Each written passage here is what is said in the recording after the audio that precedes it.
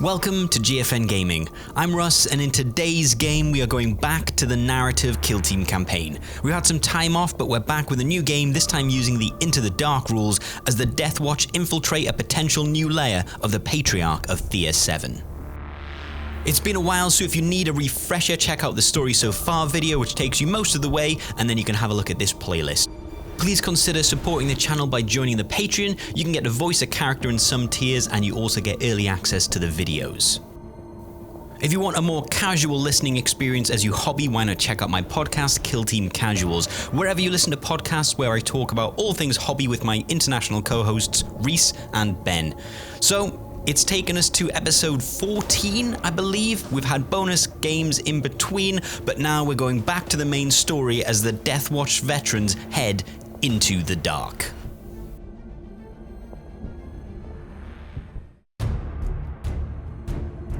Squad Sevastopol regroup after their transport was downed en route to Central Command. Prior to his kidnapping, Lieutenant Colonel Schaefer gave them secret orders to track the newly emerged Patriarch after the Sisters managed to flush it from its lair in Sector 4. Keeping this information from Sister Superior Argenta, feeling the headstrong Battle Sister's wrath at not being tasked with the beast's destruction herself, the Deathwatch have worked in the shadows, and they have uncovered what they believe to be the beast's new lair. Deep in the deserted hab blocks of Sector 9, this is their story.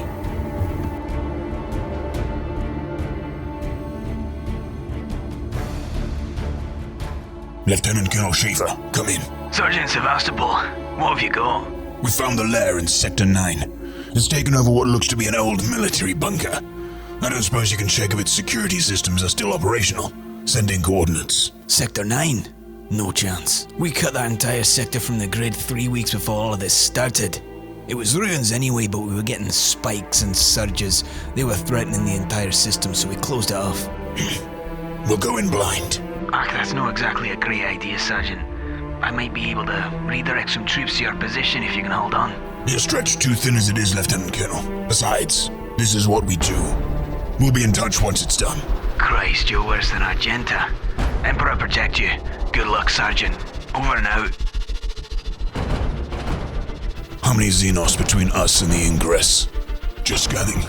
Looks like 12. No, 13. An ill omen. I make my own luck, Wolf. What are your orders, Sergeant? Command is yours. Thank you, Captain. From the hollow we have, there's no exit and just that one entrance. So unless that thing can dig through 100 tons of rockcrete, there's really no need to take things quietly anymore. It'll sense us coming regardless. So, we strike. Hard and fast to the surface, then clear the military compound. It'll be tight corridors, so prepare for close quarters combat. Aye, Sergeant. Now, let's make these Xenos scum bleed. For the Emperor. And you're sure they found the compound in Sector 9? Of course, my lord. They attack even as we speak. This is very pleasing. And the creature? Insatiable, my lord. Mindless with rage and hunger. It will be waiting for them. Impressive, my Talon. You have done well. I live to serve, my liege. And what news do you have on the traitor? He rallies his forces, my lord, but... What? I have not been able to track their movements. He's too good. That was by design. Prepare a squad. I have something that needs retrieving. At once, my liege.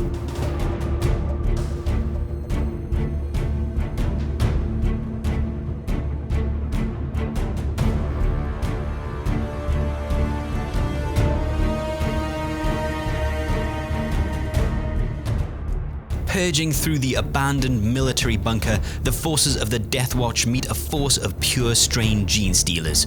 Sectioning off the kill zone into 3 areas, the Deathwatch forces split up, looking to secure each area as part of their sweep and clear maneuver.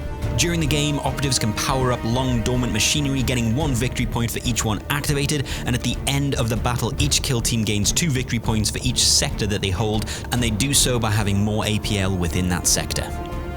Raiding the compound, the Deathwatch are the attackers and the Genestealers will deploy first. Barricades are hastily erected, but before battle begins, let's have a look at the teams taking part.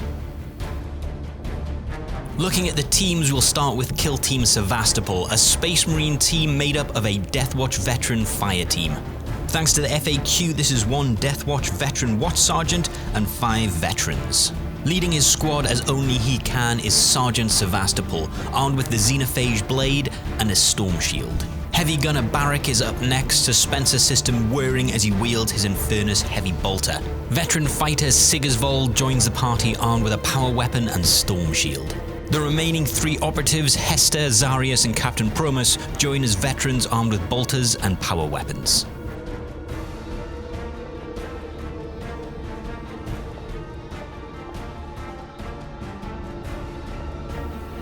So that's the Space Marines Deathwatch kill team, and now let's have a look at what the Hive fleet are bringing.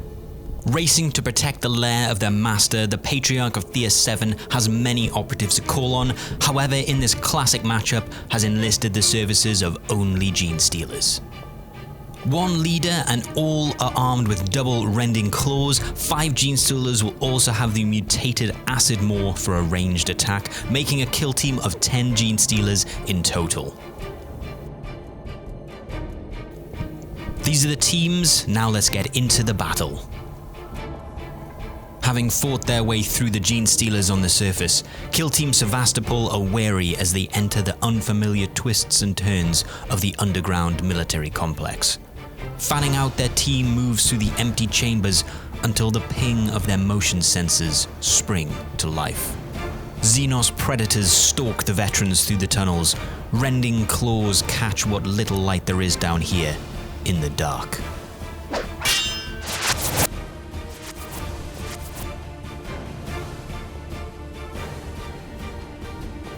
Despite the Deathwatch veterans being the attackers, the Hive fleet seem all too prepared for the attack, with defenses already prepared, and they move first. Dashing through the door ahead, a Genestealer races towards the cover of the dormant generator, remaining concealed. Leading from the front, Watch Sergeant Sevastopol opens the door ahead of him and marches into the middle area. Cutting through the air ahead of him with his blade, loosening the muscles of his sword arm. As he pauses to prepare for the enemy, he activates his old tech and lights flicker on. Following its packmate through the open door ahead of it, another Genestealer cautiously moves forward, pausing near this tech briefly, scanning the room ahead. Heavy Gunner Barak kicks a door aside. A metal clang echoes through the kill zone and he darts forward. Planting his heavy bolter onto a stack of crates, he trains his sights on the door ahead, finger hovering lightly over the trigger. Another Genestealer dashes into the top sector as veteran fighter Sigisvold follows his Watch Sergeant into the middle area, clanging his power weapon against his Storm Shield in a universal challenge, one that is promptly answered as a Genestealer dashes into the room. Captain Promus joins Barak. As the heavy gunner eyes the hatchway, the captain activates the tech and the lights flicker on. As Sigisvold and Sevastopol prepare for combat, another Genestealer purposefully stalks into their section. Hester finally makes his move. Breaching the room ahead, now infested with Xenos, he draws his power sword, the Dawn of Baal, and crashes a fist into a wall panel. Lights flicker on in the room, illuminating the enemies ahead. Another Genestealer races towards the Watch Sergeant as comms expert Zarius cautiously follows Hester into the top section. More Xenos bodies flood towards the 2 combat experts in the center, and in the bottom section a Genestealer dashes through the doorway as Barak unleashes a torrent of Overwatch fire. Bolter shells crash into the walls and the doorframe, however the Xenos predators evade all damage and more race into the room. The first encounter is over. Outnumbered and within the tight confines of the bunker, each veteran pairing must fight together without the fire support of the full squad. Hester and Zarius, Watch Sergeant Sevastopol and Sigisvold, Captain Promus and Heavy Gunner Barak. They all face off against the Xenos stacked against them, to the death.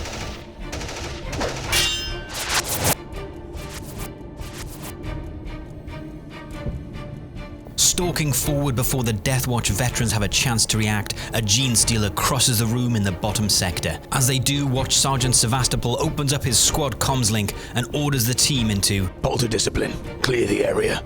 With his orders issued, Sevastopol surveys the enemies ahead of him. He unhooks a frag grenade from his belt, pulls the pin and smiles slightly before hurling the grenade into a group of Gene Stealers. Inside the tight confines of the bunker, the explosion is almost deafening. When the smoke clears, one of the creatures lies dead, with the other miraculously uninjured. He then hefts his sword and shield, pacing back out of charge range. Just then, in the top section, a Gene Stealer breaks from cover and crashes into Veteran Zarius. Rending claws punch through power armor, cutting chunks of flesh from the Astartes, and he staggers back from combat, mortally wounded. The mantra, "Only in death does duty end," rings loud in his thoughts, and with a groan of effort he lifts his bolter and fires. Explosive rounds punch through the Xenos creature, more still slick with his own blood, and both combatants fall lifeless to the floor. Moving between cover, a Gene Stealer races forward towards the Blood Angel. Emboldened by his own arrogance, Hester races forward to meet the creature. Firing with his arm-mounted bolter, he picks apart one of the Gene Stealers with devastating accuracy. As the creature falls to the ground lifeless, he readies himself for combat. Having stalked into charge range earlier, this Gene Stealer breaks from cover to crash into the meaty frame of the heavy gunner. The creature is too nimble for the Marine, and rending claws puncture armor and flesh alike, taking the gunner out of action. With a war cry bordering on frenzied madness, Sigisvold races towards the nearest enemy. With the sounds of his comrades dying through the squad comms link, Sigisvold is lost to the combat.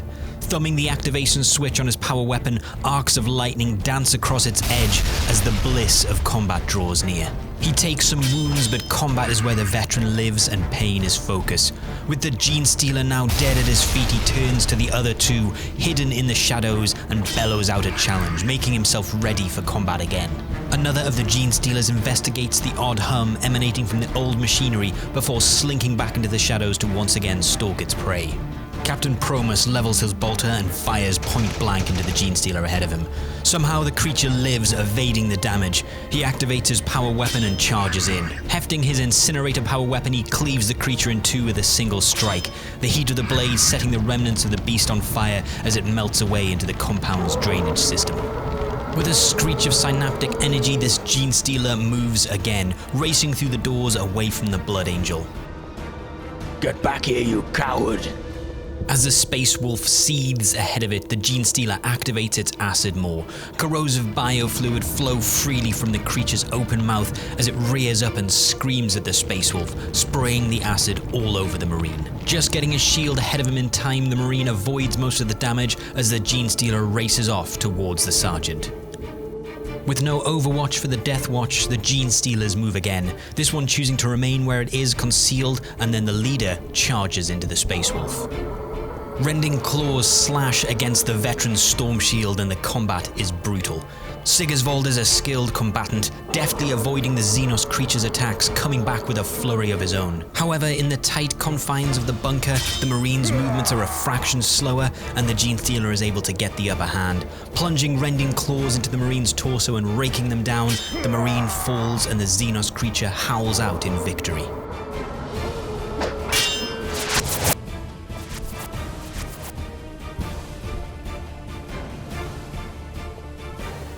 Diving back into the shadows, the leader lingers near this old machine before racing across the room, hiding behind cover.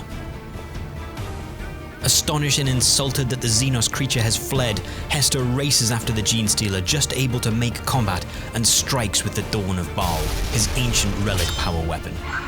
Another Xenos falls to its edge, and Hester adds one more to its kill tally. Within range of the Sergeant now, a Gene Stealer charges forward, rending claws raised high to strike. Caught off guard as the Sergeant watches Sigisvold fall, the Gene Stealer scores a wounding strike before the Sergeant can dispatch the Xenos. Now heavily wounded, he staggers out of the middle section, leaving a heavy trail of blood as he moves. Another charging Gene Stealer crashes against Ceramite. Captain Promus swings with his blade, however once again the close confines of the bunker hinder his attack. As he staggers back from a mortal wound, in his final act before he falls, he aims his bolt gun and fires.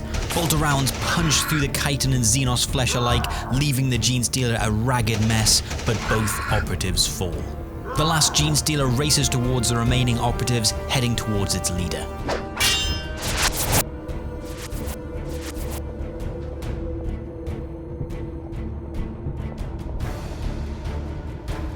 The Deathwatch Veterans are the first to act.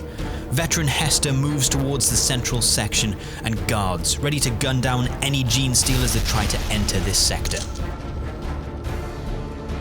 Remaining concealed to avoid the Blood Angel's overwatch, the lead Genestealer races forward to block this entrance, looking to keep the Sergeant out so that the Genestealers have a chance to claim the middle section. Heavily wounded in the previous combat, Sergeant Sevastopol continues his retreat into the top section, looking to regroup and recover. In an attempt to claim the central section, this Genestealer races forward directly into the waiting guns of the Blood Angel. Bullets saturate the area, leaving the Genestealer a bloody mess, and with that, the combat is over. Had the Genestealer survived the overwatch, then the game would be a tie. However, with no TAC ops in play, this game was scored on just the mission objectives. The Deathwatch now hold 2 sections, scoring them 4 victory points, and the Genestealers have none, so it's a Deathwatch victory. Or is it?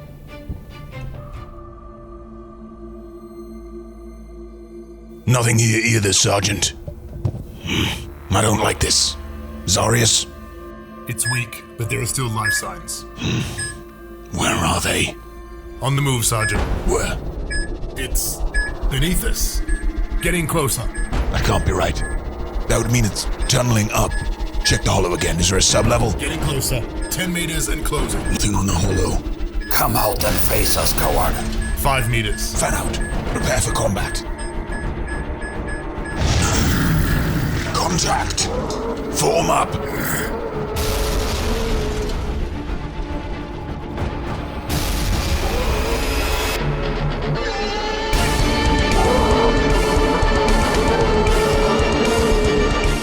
If you've made it this far, thank you so much. A huge thanks to Reese, my casual compadre, and Andreas for voicing the Space Wolf. That man was born to voice a gruff space Viking. Extra grunts and groans from the amazing Eric Vulgaris and Callum Turner, and a huge thanks as always to all my patrons who help support the channel and keep me going. Thanks, and I'll see you in the next video.